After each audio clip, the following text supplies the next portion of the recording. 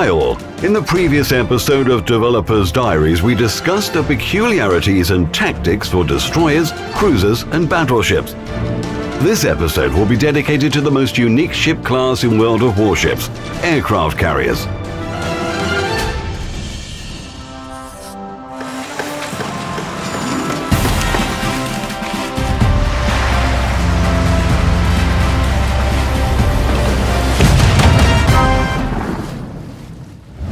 Aircraft carriers in World of Warships are the fourth type of ship in the game. They may be the last class we are covering, but they are definitely not the least in terms of importance. These ships are quite large and are also another kind of capital ship along with battleships. Carriers are also fairly speedy. They usually have a higher top speed than battleships and are comparable with cruisers. Some are even faster than certain cruisers.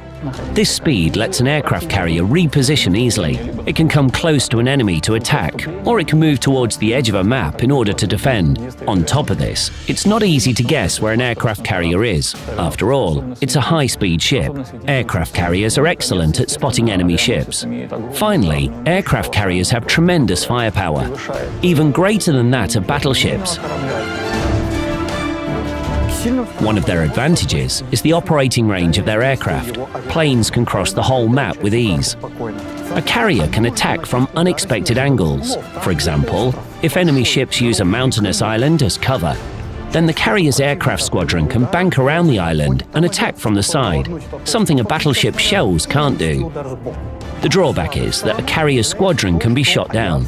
It's not a shell after all. Every squadron consists of several aircraft. It works like this. The more aircraft that reach the target with their payload, the higher the damage inflicted. As you can see, mobility and tactical flexibility make the aircraft carrier one of the most interesting ship types in World of Warships. Let's discuss how you might effectively use scouts, fighters, dive bombers, and torpedo bombers. Let's start with scouts. It's simple. Send aircraft up into the air to scout the map. You just have to move them from one side of the map to the other, and they will continue spotting the enemy. There are more options when it comes to fighter aircraft.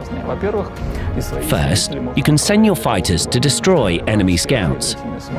Second, you can send your fighters to destroy enemy fighters. The easiest way is to throw your fighter squadrons against enemy attack aircraft, thus reducing the damage they can inflict. Unlike fighters, torpedo bombers aren't very quick or maneuverable. Their goal is to deliver a heavy torpedo, which can weigh more than a ton, then try to attack the enemy from the side, dropping their torpedoes.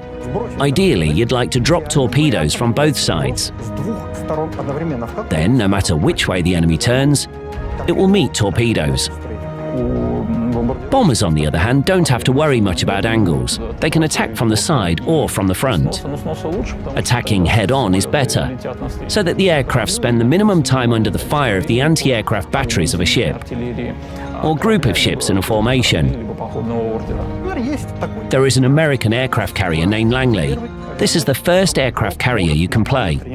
It has fighter aircraft and torpedo bombers.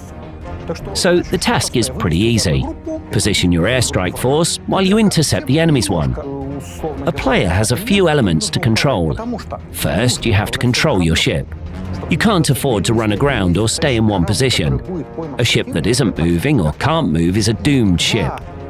You have two new elements to learn to control, fighters and bombers, and this is enough to begin getting acquainted with this class of ships. All aircraft carriers have similar weapons, thus the tactics we use for playing them are basically the same. However, they do have different constructions, sizes and armor, so there are variations.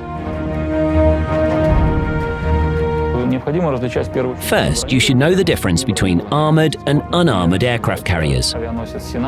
Take a Japanese Shinano carrier, for example. It was rebuilt from a Yamato-type battleship. It has a well-armored deck and a nice armor belt. So it will be almost impossible to sink with artillery, even up to cruiser-sized guns.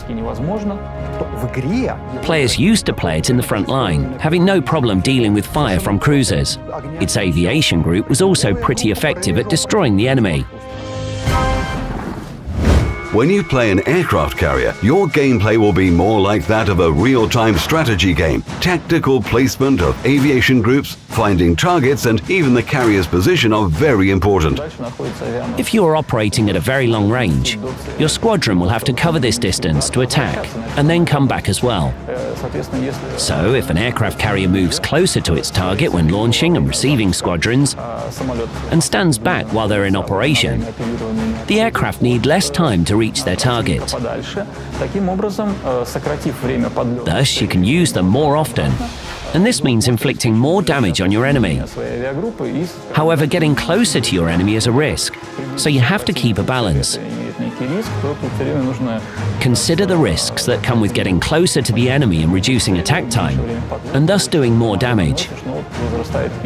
Carriers can easily decide the fate of a battle. Yes, you have to control a lot of things, your carrier, your aircraft group, as well as the tide of battle. But at the same time, this helps you to assess the situation. It's quite possible that clan leaders will choose aircraft carriers to go into battle with.